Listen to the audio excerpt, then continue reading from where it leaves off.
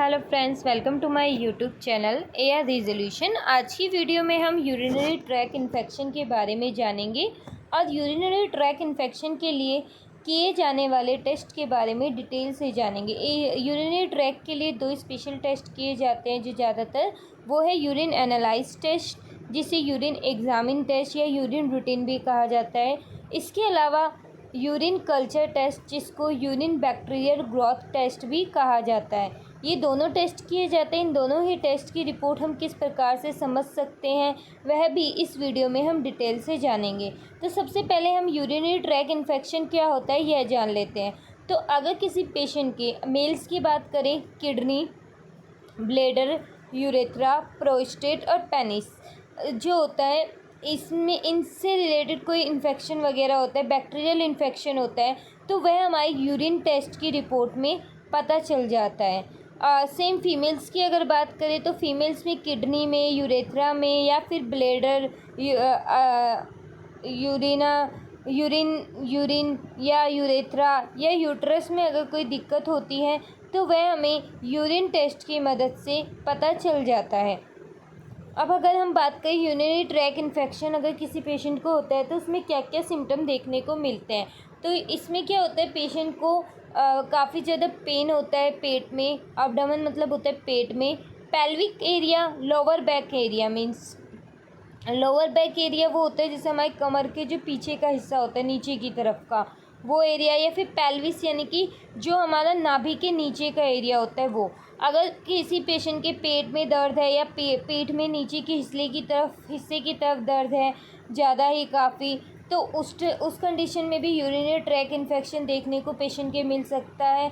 इसके अलावा अगर किसी पेशेंट को पेल्विस एरिया की तरफ काफ़ी ज़्यादा प्रेशर टाइप सा फील हो रहा है, उस कंडीशन में अगर पेशेंट जो यूरिन पास कर रहा है उसमें क्लाउडी या फ्यूली स्मेल आ रही है तो उस कंडीशन में। इसके अलावा यूरिन जो है इनकंटिन्यूअस आ रहा है, मीन्स जैसे किसी को होता है कि यूरिन आ रहा है, थोड़ा सा आ रहा है, बिल्कुल 2-3 ड्रॉप आ रही है, फिर रुक जा रहा है, फिर 2-3 ड्रॉप आ रही है, मतलब यूरिन पास आउट होता जा रहा है अपने आप ही। फ्रिक्वेंटली यूरिनेशन भी बोल सकते हैं इसको, यूरेज इनकंटिन्यूएशन, या फिर यूरिन पास करते हुए पेशेंट को पेन हो रहा है, इसको डायसूरिया कहा जाता है। तो मतलब जिस यूरिन पास किया तो जो एंड का यूरिन होता है उसमें काफ़ी ज़्यादा पेन हो रहा होता है, तो वो भी रीज़न हो सकता है कि पेशेंट के यूरिनरी ट्रैक इन्फेक्शन में, that means kidney, urethra, uterus या फिर जो अगर मेल्स की बात करें तो प्रोस्टेट, किडनी, पेनिस वगैरह में प्रॉब्लम हो सकती है। अगर किसी पेशेंट के यूरिन में ब्लड आ रहा है जिसे हिमेटोयूरिया कहा जाता है तो उस कंडीशन में भी आप यूरिनरी ट्रैक इन्फेक्शन देखने को मिल सकता है। अब अगर हम बात करें यूरिनरी ट्रैक इन्फेक्शन के लिए जो सैंपल दिया जाता है वो किस वक्त का दिया जाता है, क्योंकि काफ़ी लोगों को यह डाउट होता है कि मे बी उनको यूरिनरी ट्रैक इन्फेक्शन है। तो यूरिनरी ट्रैक इन्फेक्शन के टेस्टिंग के लिए जब भी अगर डॉक्टर आपको यूरिन का टेस्ट लिखते हैं तो आपको चाहे वह यूरिन एनालाइज का टेस्ट लिखा गया हो या यूरिन कल्चर का टेस्ट लिखा गया हो, दोनों ही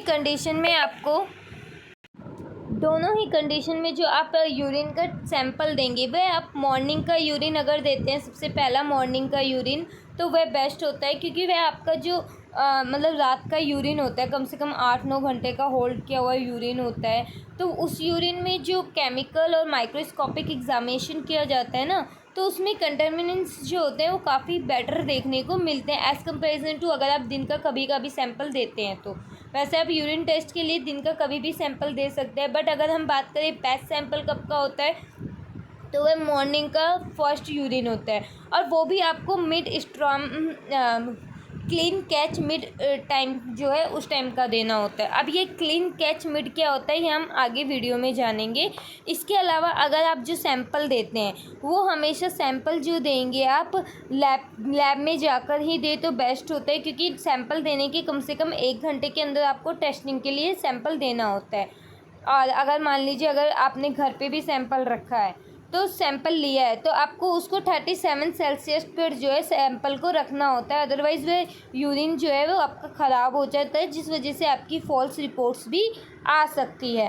और अगर फ्रीज में अगर आप 37 सेल्सियस पे रख सकते हैं तो आप फ्रीज में रख सकते हैं, उसके 1 घंटे के बाद आप सैंपल लैब में दे सकते हैं। और हमेशा सैंपल देने के लिए यूरिन का स्टेराइल कंटेनर यूज़ करना चाहिए। स्टेराइल कंटेनर जो है वो इस तरीके से दिखता है। स्टेराइल कंटेनर ही क्यों यूज़ करना चाहिए, क्योंकि मान लीजिए अगर आप कोई मेडिसिन वगैरह का डिब्बा यूज़ कर रहे हैं तो उसमें क्या होता है, मेडिसिन्स के जो मेडिसिन वगैरह होती है उसकी वजह से आपकी फॉल्स रिपोर्ट्स आ सकती है, या जो कंटेनर आप यूज़ कर रहे हैं बाकी अदर कोई कंटेनर, तो उसमें आपकी फॉल्स रिपोर्ट देखने को मिल सकती है। तो यूरिन कंटेनर पे क्या होता है, आपके स्लिप लगी होती है जिसपे आपका आपका नाम, डेट ऑफ बर्थ और किस टाइम सैंपल दे रहे हैं आप, और जो टेस्ट के लिए आप सैंपल दे रहे हैं वह आपको देना होता है। अब मिड क्लीन कैच की बात करें तो ये फीमेल्स के लिए है।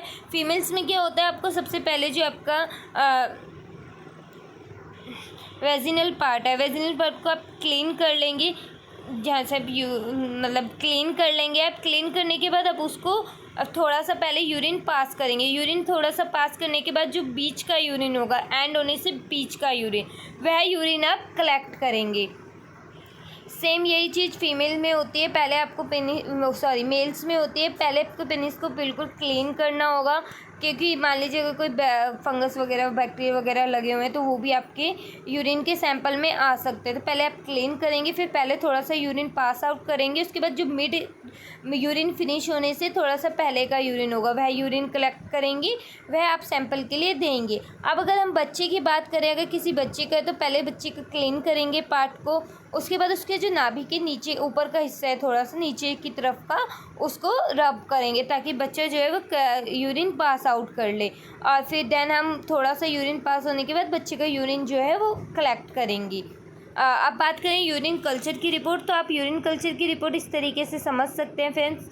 इसमें आपका नेम ऑफ सैंपल, आपने कौन सा सैंपल दिया है, डेट सैंपल कलेक्ट कब हुआ है, रिपोर्ट कब हुई है। इस यूरिन कल्चर की रिपोर्ट आपकी 48 घंटे के बाद आती है, क्योंकि 48 घंटे में आपका ये देखा जाता है कि जो आपका यूरिन का सैंपल लिया गया है उसमें बैक्टीरियल ग्रोथ हो रही है या नहीं हो रही है। और अगर कोई बैक्टीरिया ग्रोथ हो रही है तो वह कौन सी बैक्टीरिया ग्रोथ हो रही है, क्योंकि अगर डॉक्टर को पता चल जाएगा, टेक्नीशियन ने चेक कर लिया कि आपका ये बैक्टीरिया ग्रोथ कर रहा है, टेक्नीशियन आपकी रिपोर्ट्स में जो है, डॉक्टर जो भी होते हैं, जो भी आपके पैथोलॉजिस्ट होंगे, जो जहाँ पे आप टेस्ट करा रहे हैं, पैथोलॉजिस्ट क्या करेंगे, उस बैक्टीरिया का नाम लिख के दे देंगे कि ये बैक्टीरिया जो है आपकी यूरिन की रिपोर्ट में मिला है। दैट मीन्स डॉक्टर जो है आपकी जो बैक्टीरिया ग्रोथ कर रहा है आपकी, उसकी ही उस बैक्टीरिया को किस तरीके से मारा जा सकता है, ख़त्म किया जा सकता है, उसकी मेडिसिन चलाएंगे।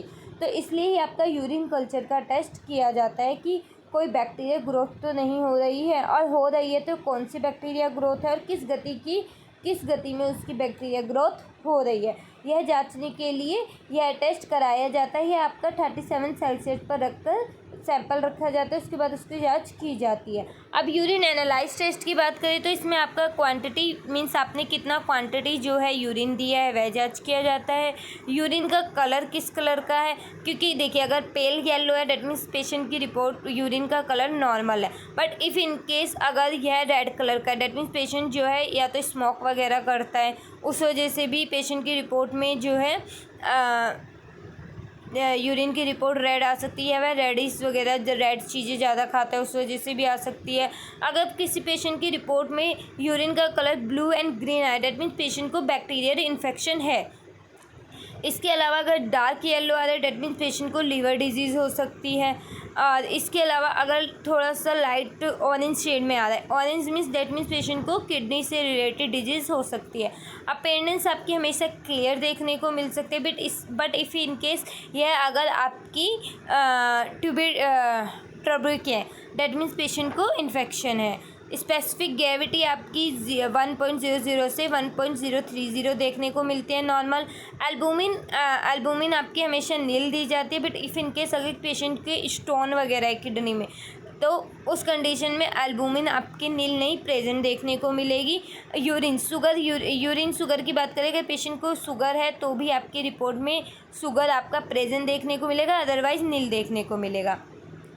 पस सेल और एपिटाइटस सेल्स, यह हमारी सेल्स होती हैं जो हाई पावर फील्ड पे चेक की जाती हैं। यह हमेशा नॉर्मली 0 से 3 के बीच में होती हैं, बट ज़्यादातर जो है डॉक्टर्स जो हैं आपकी यूरिन की जो टेस्ट कराते हैं इन्हीं दोनों चीज़ों के लिए कराते हैं कि पेशेंट के यूरिन में पस सेल्स तो नहीं आ रही है या एपिटाइटल सेल्स तो नहीं आ रही है, यह जांचने के लिए आपका टेस्ट कराया जाता है। आरबीसी, जैसे कि मैंने पहले ही कहा था, red blood cells means patient के यूरिन में जो है ये ब्लड तो नहीं आ रहा है, यह देखने के लिए कराया जाता है। कास्ट, क्रिस्टल्स, अदर, यह भी एक तरीके की सेल्स होती हैं जो कि चेक की जाती है कि पेशेंट के यूरिन में सेल्स तो नहीं आ रही है। बाकी मैंने इसके अलावा भी कास्ट और क्रिस्टल्स पे वीडियो बना रखे हैं, आप फ्रेंड्स मेरे चैनल पे जाकर चेक कर सकते हैं।